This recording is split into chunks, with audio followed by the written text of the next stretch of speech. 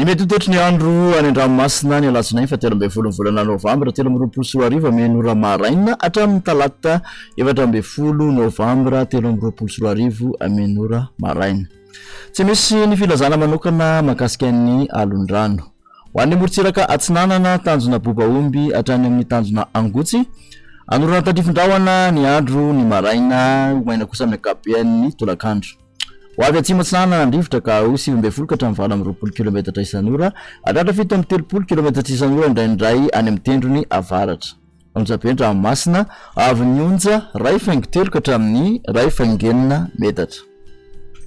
Tanjona angotsy hatrany manoro ho maina amin'ny ankapobeny, ho avy atsinanana na avaratra atsinanana andrivotra ka ho 7 ka hatramin'ny 7 kilometatra isan'ora, adimpanonja na am'japeny ranomasina avy ny onja 1 ka hatramin'ny 1.5 metatra. Manoratra ny taolany aro andrahona vitsy ny andro ho avy avaratra atsinanana andrivotra ka ho 7 ka hatramin'ny 20 kilometatra isan'ora, hatratra 20 ka hatramin'ny 70 kilometatra isan'ora any atsimon'ny farafangana ny maraina. Anjapeny ranomasina avy ny onja 2.3 ka hatramin'ny 2.7 metatra. Taolany aro hatrany amin'ny tanjona vohimena andrahona sitokotoko na ibalika ny masoandro ho avy atsimo amin'ny ankapobeny ndrivotra ka ho 7 ka hatramin'ny 20 kilometatra isan'ora, anonjapeny ranomasina avy ny onja 2.4 ka hatramin'ny 2.4 metatra, hatratra 2.5 metatra kosa ny farany fepotona noho ny alon-drano avy atsimo andrefana. Morontsiraka andrefana tanjona vohimena hatrany amin'ny tanjona ankaboa andrahona vitsy na ibalika ny masoandro ho avy atsimo ndrivotra ka ho 7 ka hatramin'ny 20 kilometatra isan'ora, anonjapeny ranomasina ahery indraindray any amin'ny faran'ny fepotona. Avy ny onja 1 ka hatramin'ny 2.9 metatra, hatratra 2.9 metatra kosa indraindray ny faran'ny fepotona any amin'ny tapany atsimo.